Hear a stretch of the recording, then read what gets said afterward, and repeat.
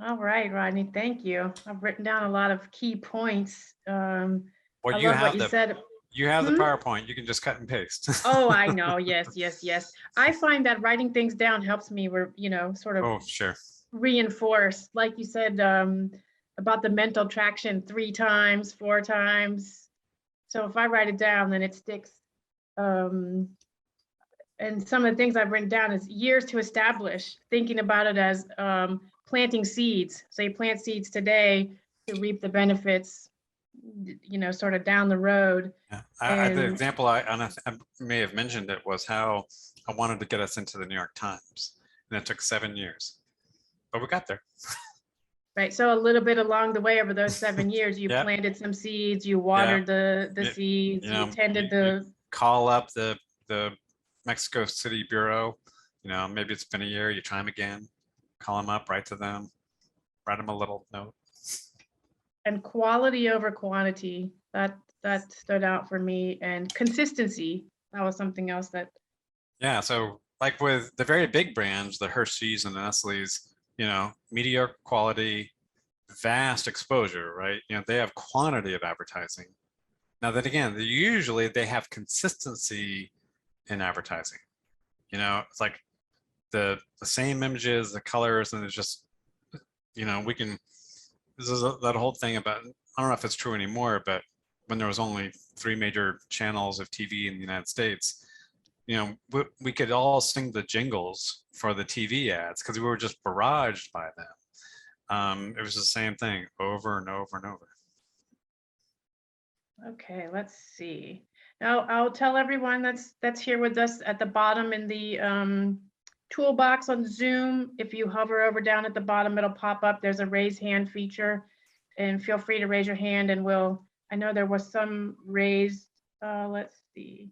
Wynette, I'm gonna allow you to talk. So come on in, and I hate saying allow, but that's what Zoom says. Allow. I'm gonna invite you. So if you unmute yourself, you have now permission to, through Zoom permission.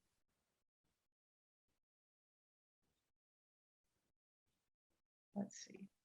Some reason she's not coming through. Okay, well, in the meantime, let's see what kind of questions we have in the, Once again, yes? I saw Lou raise the hand before the webinar started. See if he wants to talk. Sure. Lou, let me see. I can, Lou Tolbert. yep, I saw Lou there. Allow. So Lou, if you want to come on in, open your mic. This is Balu. Remember last webinar, it wasn't working for me. Maybe you want to try it, because usually when I hit that allow button, they pop into the gallery there. No one's popping into the gallery. Oh, I see Lou in the gallery. Okay, perfect. But Lou's microphone is muted. No, I said ask to unmute. Yep, I tried that. Okay, let me see. I just promoted to panelists, see if that helps. Yeah, I also see Wynette from Trinidad. Vinette, can you hear us? Wynette has her hand raised. Let me see if in the meantime I can ask, Lou. Lou, you can unmute. Okay, I think Lou is going to talk. Yeah, there. Hi, Lou. No, what happened? Okay, Vinette, I don't know if I still see her hand raised. And I now Lou is muted again. And Lou, we don't. Do you want to talk? Yes, it's a problem. Yes. Can you hear me? Okay, now. Yes, it appears, Lou, maybe you have some connectivity issues, so we'll do our best to hear. Can you hear me now? Yeah. Yes, I'm having some connectivity problems here. we're, yeah, well, I think it'll be best if I just write down what I have to say, but Rodney, great presentation. I learned a lot from this particular presentation, and I looking forward to get the recording so I can go through it, because some of it I lost through the connectivity of it. But I don't have a specific question just yet, but I want to hear what other people have to say, because I'm not that advanced. But thank you for that. Thank you, Lou. Okay, let's see. Someone wants to know, if you have very limited resources, would you invest in a website or social media? Or at least which one would you invest in first? Well, this will sound evasive, but it depends. You know, what are you trying to do?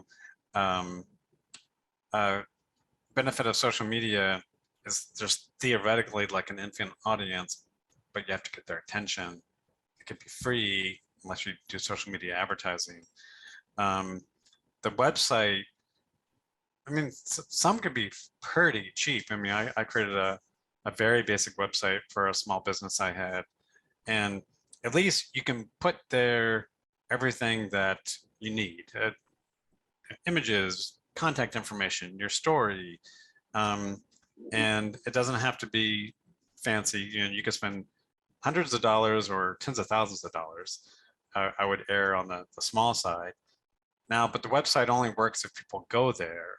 So you probably end up gonna need the two in tandem. Try to get some traction on social media and sending people to your website. Now, many small producers have given up on websites and they just have a Facebook page. For whatever reason, I've never been a fan of Facebook. You know, aside from any political issues, I just don't like the interface of Facebook. But I know many of the small businesses that I patronize, they don't have a website. They just have a Facebook page. So, and of course, you know, you don't have to pay for a Facebook page, but also you have less control over it than you do over your website. There are pros and cons of each. I'd have to know more about what someone's, you know, it's that slide ahead, right? About what are your goals? What are your resources? What are your opportunities? Before suggesting one tool over another. Okay. I see Yovan asked a question. Yovan, would you like to ask the question yourself? In that case, you can raise your hand. Otherwise, we can ask your question that is in the chat. Okay, Yovan raised a hand. Okay, 1 second, Yovan. Hello, and good morning. Thank you, guys. This is it's a great session. I really appreciate you guys and everything you do. I'm a new business starter. I'm a veteran, originally from the Ivory Coast.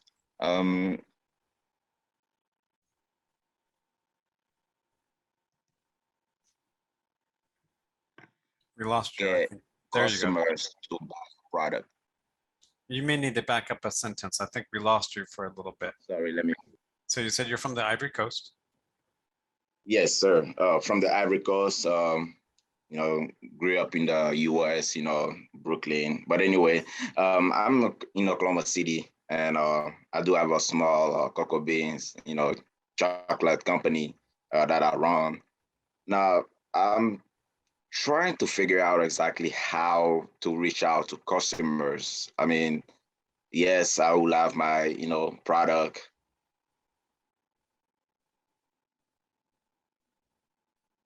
We lost you again. You said you have your product blank. I don't want to just deal with one customer. So how to like Okay.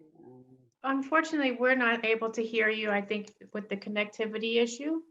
Would you like to type it in the chat and we can get Rodney to answer the question for you?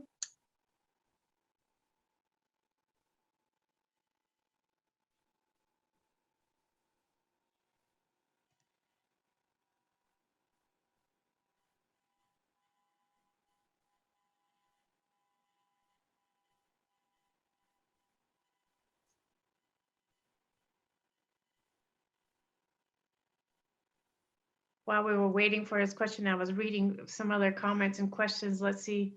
There's one from Rob in Boston. Yes, that's where it was lengthy, so that's why I had a moment of silence. I was trying to read it all. Sure. So Rob is asking you to tell the audience about your own strategies in terms of increasing sales, remain profitable, simply put, generate revenue. Right, right. So again, it'll be case by case basis. And depending on what you're selling, is it is it a CPG, consumer packaged good, or is it for food service? Is it an ingredient that somebody else can use, say for making desserts or confections? And so the goal would influence the strategy. It's like that slide that I had about all the different variables. But so on the one hand, it's funny. So to remain profitable could both mean generating more sales. It could also be maintaining a lid on cost. So spend too much on marketing, sales might go up, profits might disappear.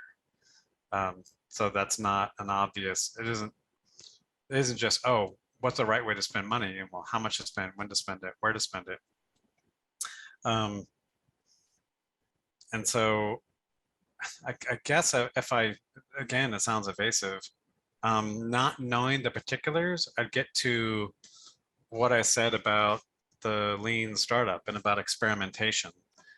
So again, whatever your product is, or your price points and your value proposition, those are phrases we didn't use. Your value proposition being sort of the sum total of your story, your brand, the actual sort of objective quality of the product, the quality of the service behind the product. Anyway, not knowing what your value proposition is, or your product or your customers, I'd get back to experimentation, because I think that applies regardless. We experimented at trade shows, we experimented with social media. Because one thing about the experimentations is it should help you, like whatever you do, there's learning built into the experimentation. I could go out there and say, oh, put all your money into Facebook ads. That doesn't mean you're going to do it better in 6 months than you are now. So as a generic piece of advice, experimenting, if you're like honest with the results and trying to get measurable data, not subjective data. If you can get measurable data, that should help you regardless of your product or your market segment, or which particular marketing tool you happen to be using. By the way, that experimentation, so again, for example, it could be social media ads, but you can also, like, this gets a little, maybe it sort of breaks the logic of experimentation, but spend some money using this tool versus that tool versus that tool, promotional discounts, free fills at stores, sampling, X, Y, Z kind of advertising. And again, you're sort of placing small bets to try to learn more about your audience, what they react to, whether they're reacting to price, to changes in the product, changes in the shape, the size, oh, what if we something we tried was we put all of our flavors together. It's a bit like the sampler from Cross Atlantic Chocolate Collective.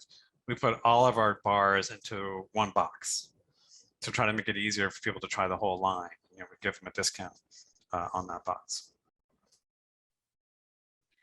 I appreciate that question and your answer. It sort of springboards into something that I was thinking about. You mentioned that you have to take ego out of the process. And so you think you have a great idea. I mean, and in conjunction with taking ego out, remembering that you're planting seeds that you may not see fruit for some time. So you talked about cutting bait, as it were, and I think we have to go in a little bit about that, because that might be a sort of an American Phrase. euphemism.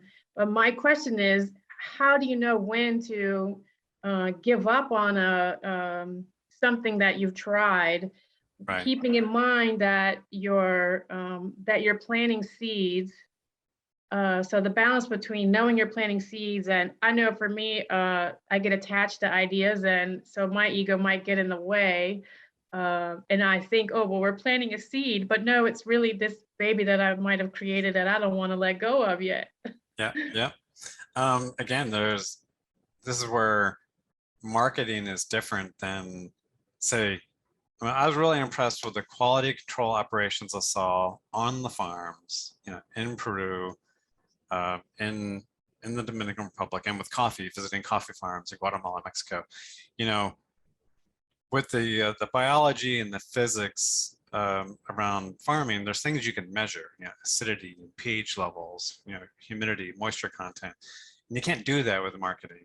I mean, when you really get big, the big firms can do sophisticated experiments, you know, where they get a large sample size, you know, where they get 10,000, they get 1 million data points, and they realize, oh, okay, we should go for a slightly, you know, a lighter shade of purple on the packaging, and we get a 2% increase in customer loyalty. You know, you don't have those resources, and as you were saying, you're planning. I'm mixing metaphors here, but you know, with all these different efforts, these different marketing efforts, it's kind of like you're starting down roads. You're at a juncture, and there's like 4 or 5 different roads leading from those crossroads. And you know, there's a lot of trees, and maybe it's dark, and you can't see where the roads go. It's like, should I stick to this one, or should I go down that one? You just don't know. And it's like that with the marketing. I suppose if you get a really great or a really terrible response, it's easier to make a decision. And sometimes it's like, gee, like, should we go to that trade show again? It's expensive, but if it does work, like maybe this year is going to be, you know, the zeitgeist for what we're selling, and there's going to be enthusiasm for it. And you don't know. And so that's why I was saying that a lot of marketing is art, not science. All the more reason to do the little experiments, to try to get objective information, so that your, you know, those gut decisions are better informed. And it can be hard. It's like, you know, like maybe you designed your own wrapper, you know, you designed your own logo, and you can't let go of that. But, you know, maybe your cousin or your spouse or your employees are going to say, no, like that shockingly bright color isn't really going to work.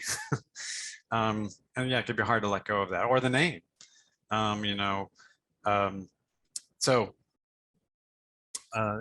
given all of these unknowns, and the fact that for small scale producers, you know, like I remember even when we had gotten up to like $4 million in sales, we were hesitating about spending $10,000 for market research. You know, it would tell us a lot of the things we wanted to know, but we didn't feel we could afford the $10,000.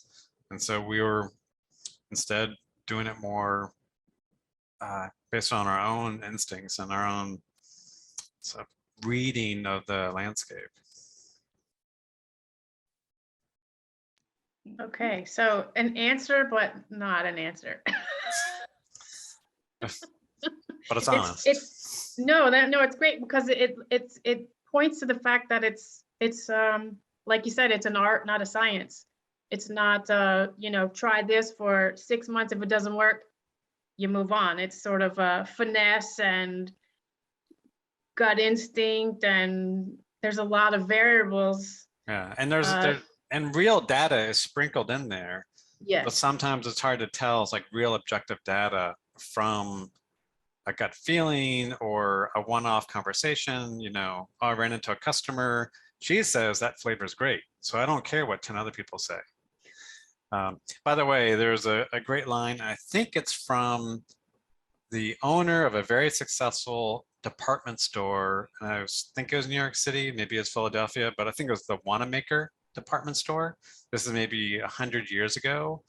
And he was asked about what he thought of advertising, which was a relatively new industry 100 years ago. And he was saying, I know half of my advertising works. I don't know which half. And you know, that was a super successful business at the time. Mrs. Balu, I see you're there. Yeah, I see Yuri's comment. I want to see if he wants to join and then, Yes, talk that about- was next on the agenda. Yuri, do you want to join? Come in for the conversation?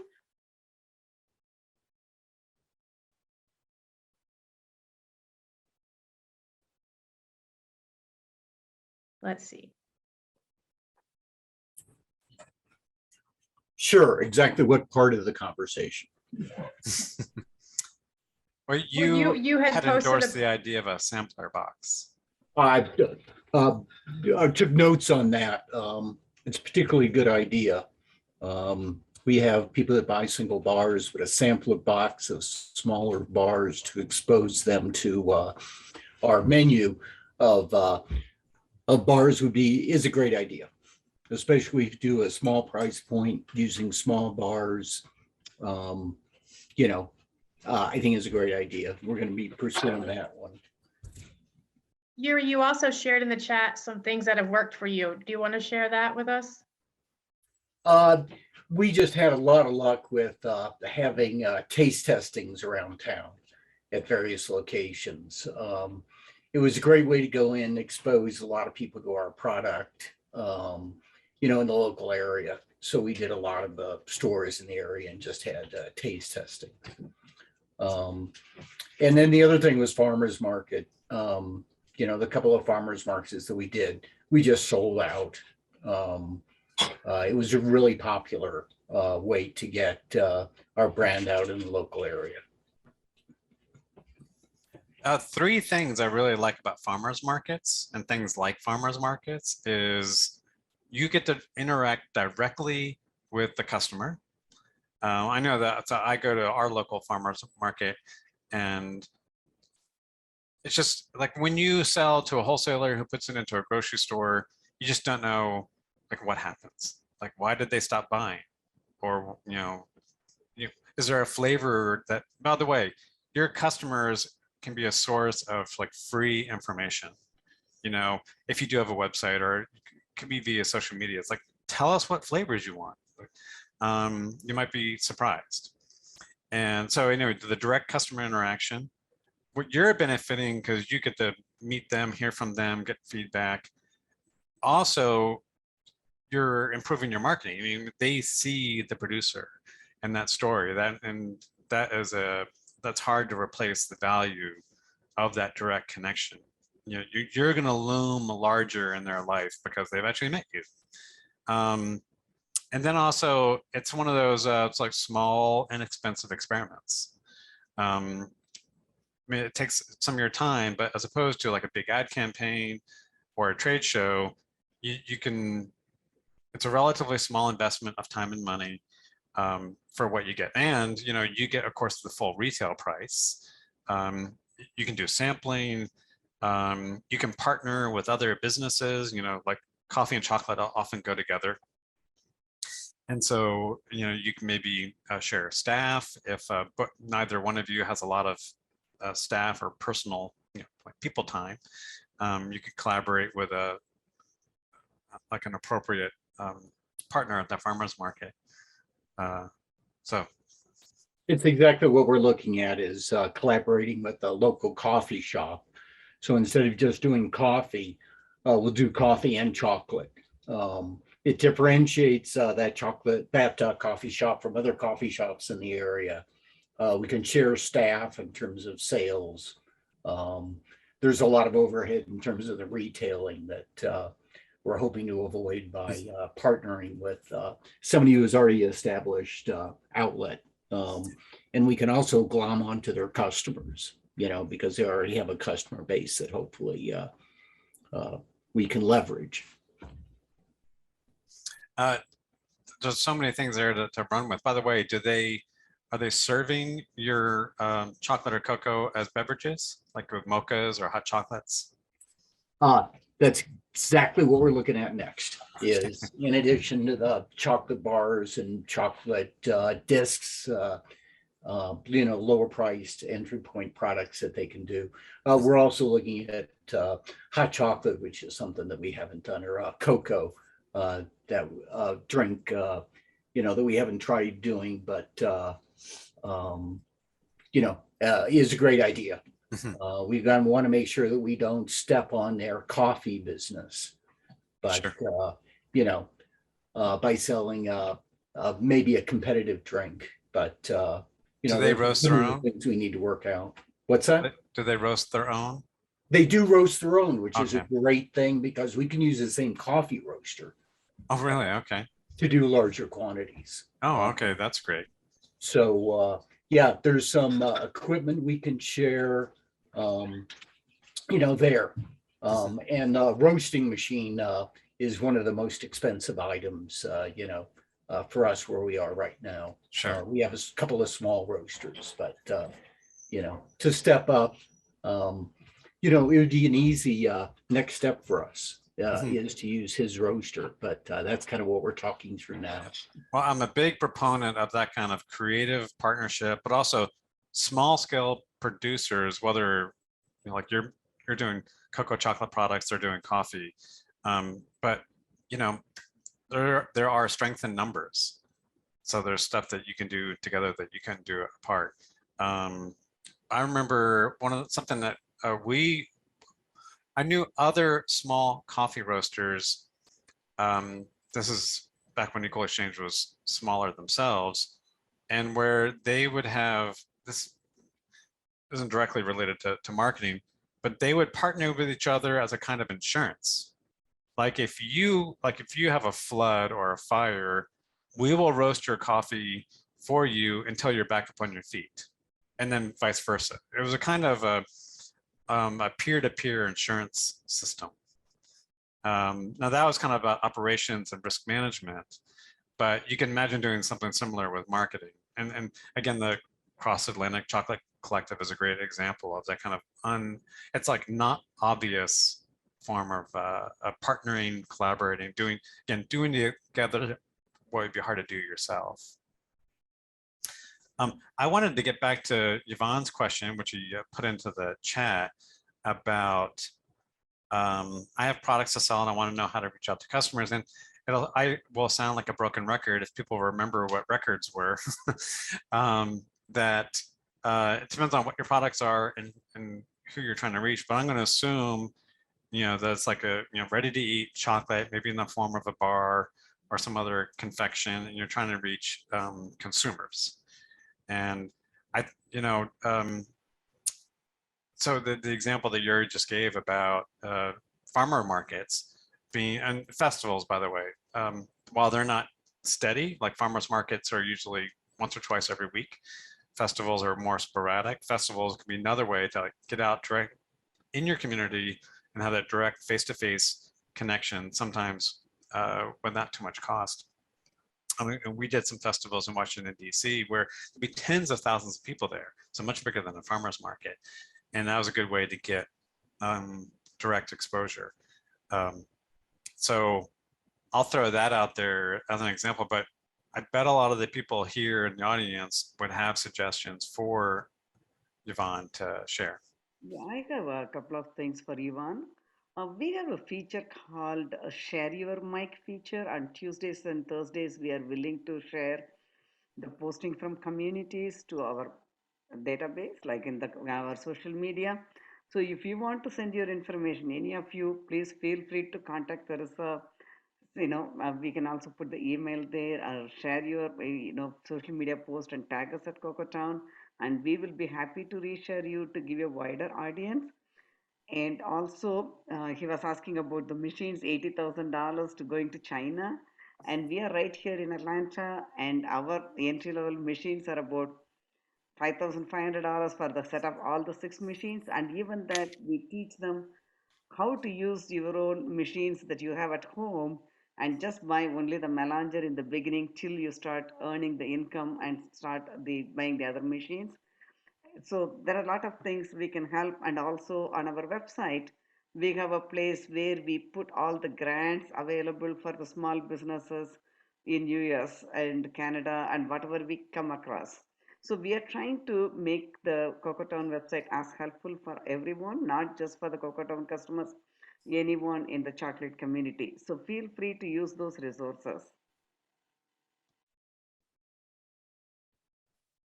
Mrs. Balu, do you want to also mention small business development agencies? Yeah, the other great resource in US, if you are in US, small business, business development center is called SBDC. They are all over USA. It's paid by the tax dollars, and they have experts giving free mentoring, everything, free help. But only requirement is you should have been in business for at least 2 years, and you should have at least 2 employees, because they want to make sure that you have some what do you call the plan that's working and how you can grow your business. So for the family owned business or single person operated business, I don't know, but there is another called small business administration. I think they don't discriminate like that. And there is another organization called SCORE, service the retired executives. So they give you, that's SCORE. They are retired executives. They are willing to help the upcoming businesses. So there are different resources, free resources, who are interested in seeing you and your business become successful. So reach out, and also, if we can also put it in the chat, all these resources for you to make use of. And also a lot of cities and governments, they are trying to come up with the business to be more inclusive, for the diverse backgrounds and diverse ethnicities, gender, all this, they call it BIPOC now. For all those people, they are helping. There are a lot of programs. So also talk to your local government to see if they have any program to help you. Like we are in Georgia. We have been lucky because Georgia is #1 state in USA to do business. There's a very business friendly state in the whole country. And also Atlanta, city of Atlanta has a lot of programs. They had something called Women Entrepreneurship University, and they teach you different things. It's a 4-month program, things like that. There are a lot of opportunities. Please make use of them. Thank you. All right, I see Alvaro has his hand raised, so I have given you moved you to status where you can open your mic and ask the question.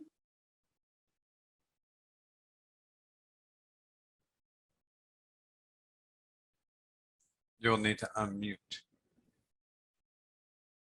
Alvaro? You wanna go? Yes, hello. Can you hear There me? you go. Wonderful. Welcome. Come on in, Thank ask your you. question or give us your comment. Thank you.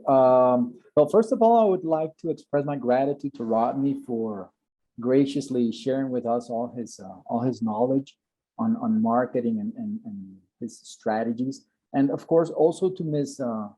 Andal for creating this platform for empowering producers. My name is Alvaro Romero from Chocolates Romero in Honduras. We are a cacao grower and chocolate producer company in the eastern region of the country. I would like to ask Rodney, which do you think is a better strategy? for marketing chocolate products.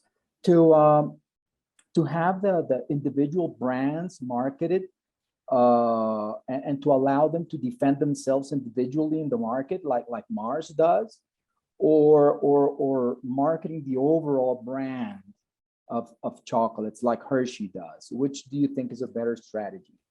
Yeah, we debated that at Equal Exchange, and sometimes it's talked about like having a parent brand. I think Nestle is even a better example where, for example, with their different categories, you have Nespresso, Nesquik, Nescafe. You know, they're the umbrella brand of Nestle kind of is over each of the sub brands. Or Paul Newman's, Newman's Own, where you have an umbrella brand that could be everything from cat food to salad dressing, and it's a kind of one brand. Like one reason we debated about it was how compatible were the sub brands. So I was pretty worried about putting our brand on bananas. It was totally consistent with our organic fair trade mission. The bananas were fairly traded, certified organic. So was the coffee. So was the chocolate and the olive oil, etc. And whereas coffee, chocolate, tea all seem to hang together, I was worried that if people saw our brand in the produce aisle, it would dilute our brand equity in the coffee aisle. Ultimately, it was decided that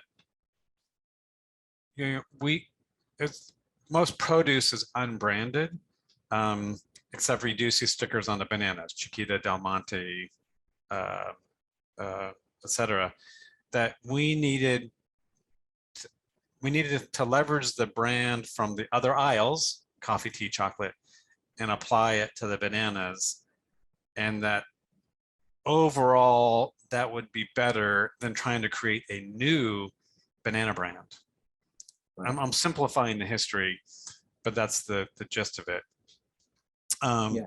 So it sounds like you're thinking about marketing different chocolates and whether you have totally separate Honduran brands, or like the alternative being an umbrella brand with like modifications within it.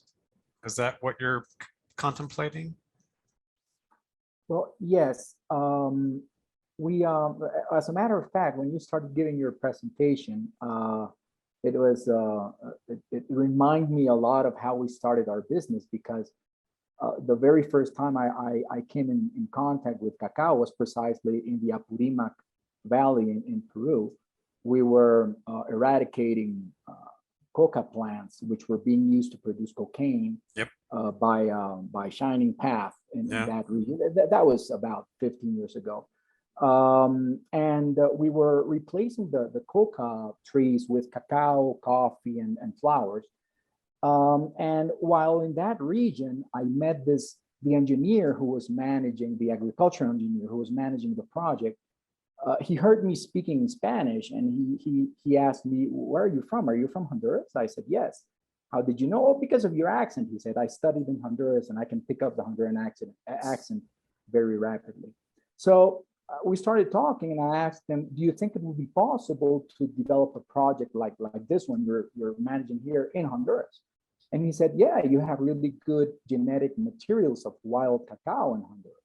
So when I went back to went back to Honduras, we started looking for those wild cacao genetic materials. We found several of them in this area in the central eastern region of the country. Mm-hmm.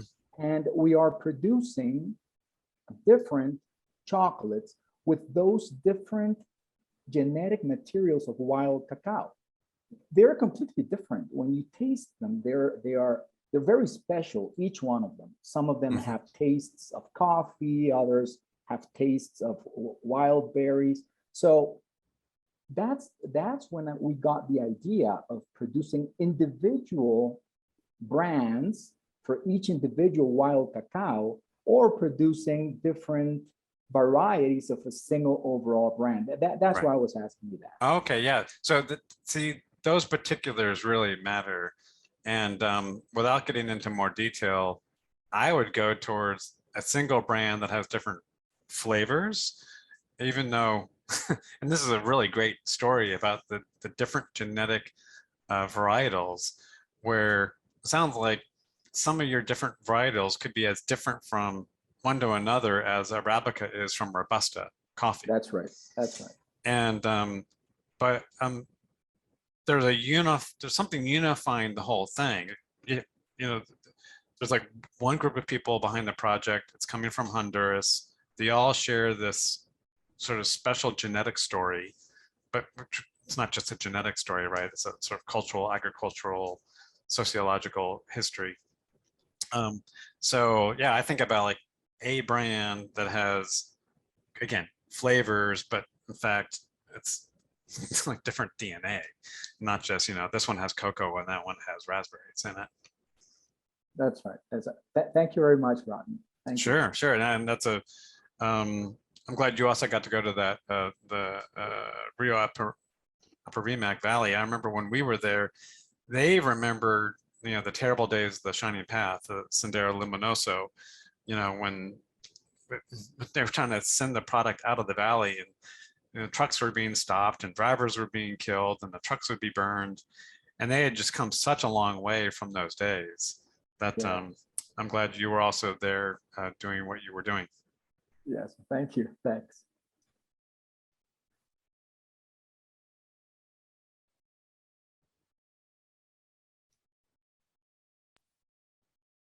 Okay, we're heading to the top of the hour. Are there any last questions? I got something.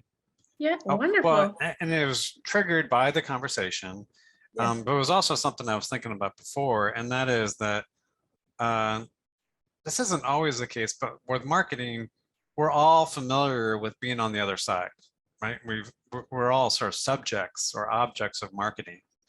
And so we can reflect on like what, think about the brands, mostly they'd be ones you really like.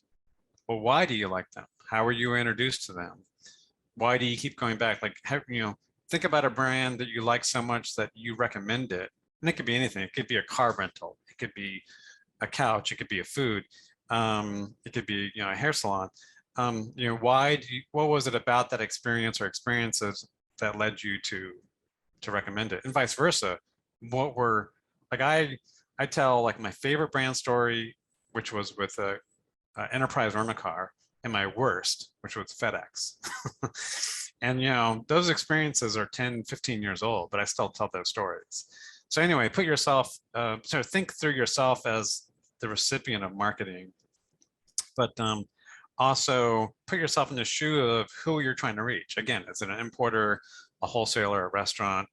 And you also talk to them, especially if you can, through connections, maybe if somebody knows somebody, and like what, we'll take the theoretical importer. What were examples of what worked for them? And some of this information you can get for free. You may have to make some phone calls and ask for some introductions, but for whoever that key audience is, what mattered, and then you can use that to focus your efforts. So like one of the things we learned when we were trying to get into really big grocery stores was it's really hard to get a meeting. And if you get a meeting, you have one chance. They won't talk to you for another year if it doesn't go well. Or if you get in there and you get on the shelf and it doesn't sell, they're going to cut you. And then again, it could be another year before you get a shot at it. And so we had to think about that as part of our sales and marketing strategy. Whereas with consumers, you might get multiple opportunities. Anyway, so put yourself in the shoes of who you're trying to reach. Actually try to talk to some of those people, not selling them, like not buy my chocolate, but it's kind of a more low pressure conversation with what speaks to you when you're deciding what brands to carry. What will convince you to give a small producer a chance.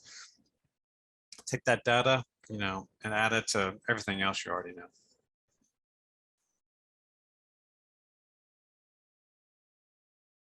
Mrs. Balu, I see you're trying to talk to us. You're on mute. Yeah, I'm opening. Yeah. No, somebody asked, they have the contact info for Alvaro? So that's why we ask everyone to encourage to put your contact information so you all can network with each other and contact each other. So Alvaro, do we have the permission to give your contact to your one, or you can feel free to put your contact directly here? That'll be good. So everyone can contact you directly. So please feel free. Yeah, we'll stay on an extra minute or two if everyone wants to put their contact Mm. information in the chat, and you can copy and paste each other's contact information. Yeah, the only thing we want to let you know is when you put this information, that will be with the recording. So anyone who is seeing this webinar who couldn't be live here, who registered for it, they will get a link. So I want to make sure you understand this information will be going to the people. They won't see the chat, Mrs. Balu. They don't see the chat? Okay. Mm-mm, no, only if we decided we wanted to share the transcript of the chat. Yeah, but we have to ask their permission if they want to do. Yeah, yeah.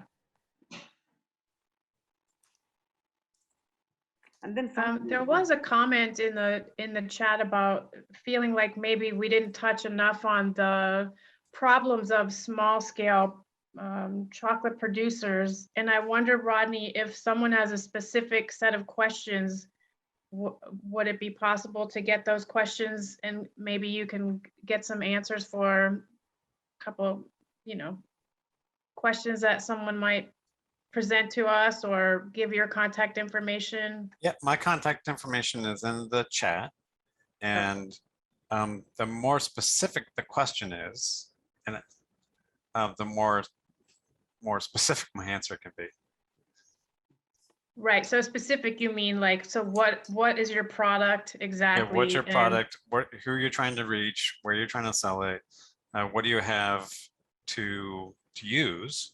And again, that could be everything from, we have a great story, we have money for marketing, we have contacts in the food service business, we have contacts in exporting, whatever. The more information that's offered, the more I can give some sort of useful answer, more specific answer. Right, thank you. And we have a short amount of time to cover such a vast thing, so we're not always going to be able to hit on every point for every person in this short amount of time, but we'll be happy to host more webinars and, you know, about that specific topic. And thank you, Rodney, for being willing to take some extra questions off screen or off camera for the future. I'm writing one more answer in the chat for somebody. Wonderful. So we'll hang out here for a little bit. It was, 14 years. So that's a long time of planting seeds. yeah, and for what it's worth, I don't have it in front of me, but the equal exchange sales chart went like this. It was slow, slow, slow, slow, slow, and then like that. So it took 14 years to go from 0 to 4 million. And these days, well, anyway, now they're doing like $80 million in sales a year. And again, that's all products: coffee, tea, chocolate, bananas, olive oil. But it's like the hockey stick metaphor. There was this inflection point, I'm going to say around 2004, where sales just started to rocket. I mean, there were years where the sales growth would be $4 or $5 million a year. There's somebody by name Zoom user. We don't know the name. It just says Zoom user. He's talking about SBDC or SBA did not understand about beans. So if they have any questions, we can try to connect them with the right people, or we can answer if we can. So they can reach us by email. And all of you feel free to send some emails if you need any questions answered by Rodney, and we can curate all those questions together and send it to Rodney, and it will be on our website under FAQ about this webinar. So it will be useful for everyone who wants to read it.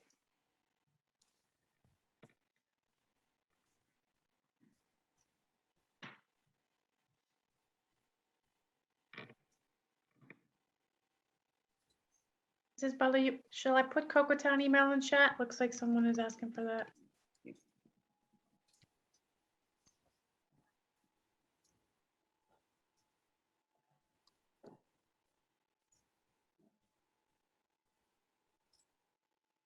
Okay, 12:07. How are we? Do we feel sort of at a complete spot? It is something that could be talked about for, not just Forever. hours, days, weeks. And it's an ever-changing ideology, so. Mrs. Oh, Butler? these are two books I recommend. Oh, great. Yeah, I forgot to mention, I had made a note to ask you to Oh, Rodney, maybe Yep. tell us about the books. in the email, you can give us the list of the books you recommended. Sure, and I got some more. With the name and the author, that will be helpful for everyone. Yep, I got about 5 books here. There are too many books, so we Sure. can have resources for people to read. Yeah, and also you can get these used on Amazon, because some of them are pricey. Yeah. Okay, so I think we are going to close this webinar, and then, but still we are open for your comments and questions on the email. And all we request is please take like 2 minutes of your time to write a review about this webinar on our social media or on our webinar page or on our website. So it will help more people. So that's the help we need, because Rodney has donated so much of his time and energy. We try to bring this information to you. All we ask in return is a favor of your 2 minutes of your time to write a review, how you benefited.